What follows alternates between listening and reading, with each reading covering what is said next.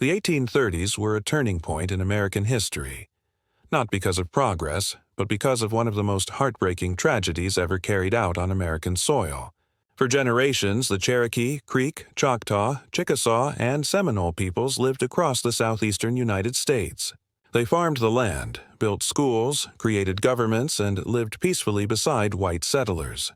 But everything changed when the U.S. government, fueled by greed for land, gold, and agricultural expansion, passed the Indian Removal Act of 1830 under President Andrew Jackson, despite legal treaties.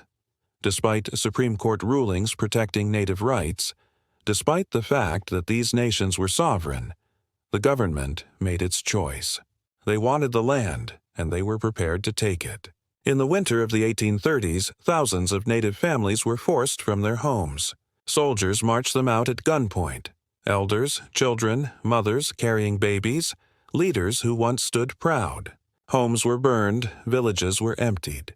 Centuries of history were wiped away in days. The Cherokee called this forced relocation Nuna Dao Tsuni, the trail where they cried. Over 1,000 miles they marched, through freezing rain, snow, starvation, and disease. Many walked barefoot. Many carried everything they owned on their backs, and many never made it to the end.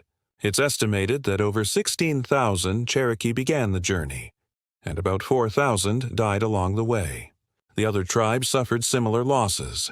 Entire families, entire generations were erased. By the time they reached the lands west of the Mississippi, what is now Oklahoma, the survivors had lost not only their loved ones but their homelands, traditions, and way of life.